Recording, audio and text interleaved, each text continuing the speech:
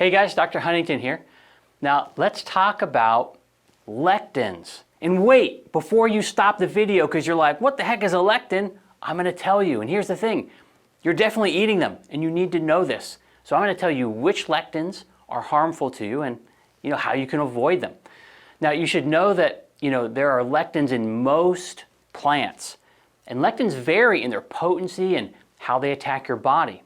But the most dangerous ones are a common hidden source of health problems and weight gain. And they're hidden because they're found in plants that are seemingly healthy for you. Now, lectins can be present in all parts of the plant, but the highest concentration is typically in the seeds.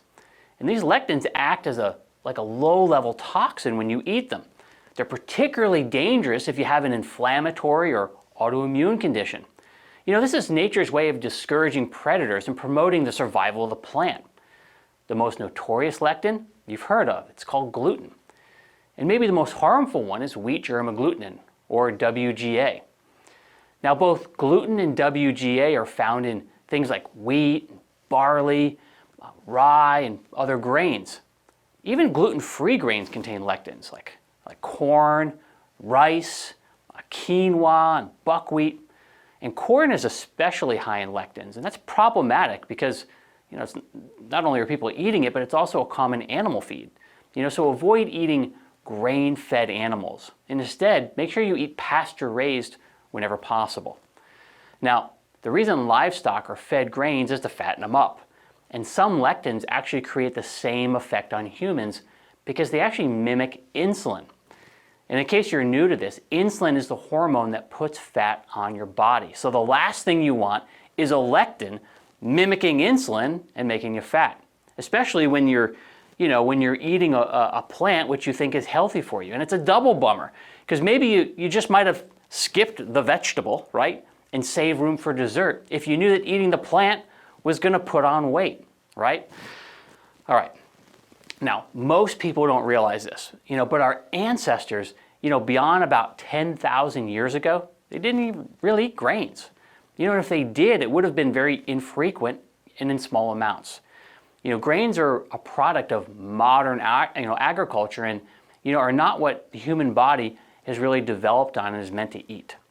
Now, gluten in particular, and it's probably in so many of the products that you use, because of its sticky nature, makes it very useful in manufacturing food and personal care items.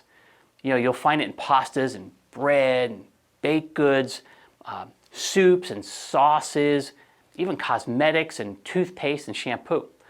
So you have to read labels very carefully to find where it's hiding. In terms of nutrition, you should severely limit your grain consumption or avoid them completely. Now, the next lectin food source is particularly problematic for vegetarians. It's beans and legumes. They're like the mother of all lectin bombs. If you want some lectin, eat some peas or lentils, soy, even peanuts and cashews, have lectins. And remember, those guys are not nuts, they're legumes. Another category are vegetables known as nightshades. And they're loaded with lectins as well. Nightshades include tomatoes and white potato, eggplant, and peppers. Even chili-based spices like paprika could cause problems for someone who's pretty sensitive. In nightshades, it's the skin and the seeds where you'll find most of the lectins. So you definitely want to avoid consuming those parts of the plant. Tomatoes are a great source of the powerful antioxidant lycopene, which is very important, and that's healthy. And so it pains me to say this, but limit your tomatoes, and that includes sauce. All right, dairy is another culprit because the pasteurization process destroys compounds that actually neutralize lectins. So if you want to choose to consume dairy, what you should be drinking is raw dairy from organic pasture-raised animals. All right, so what's the best way to limit your lectin exposure? Well, first, limit or eliminate some of the highest lectin-containing foods. And second, if you must eat those foods, there are food preparation techniques which can actually neutralize the lectins to some degree. You can start by peeling the skin and removing the seeds, particularly with nightshades. If you eat grains or legumes or high lectin veggies, you can soak them overnight before you cook them. And for beans, tomatoes, and potatoes, a pressure cooker can help neutralize some of the lectins, but it won't neutralize all of them. And a pressure cooker won't help with grains. You've got to soak those, or avoid them altogether. Also, fermenting fruits and veggies will help to neutralize some of the lectins. And of course, the fermentation process brings about healthy bacteria in the form of probiotics. Now, here's the point. When it comes to practical application, if you consume a small amount of lectins, you'll probably never notice. But if you consistently eat them in excess, you're going to destroy your gut. And remember, the condition of your gut sets the stage for how the rest of your body is going to function. All right, so let's just to review here.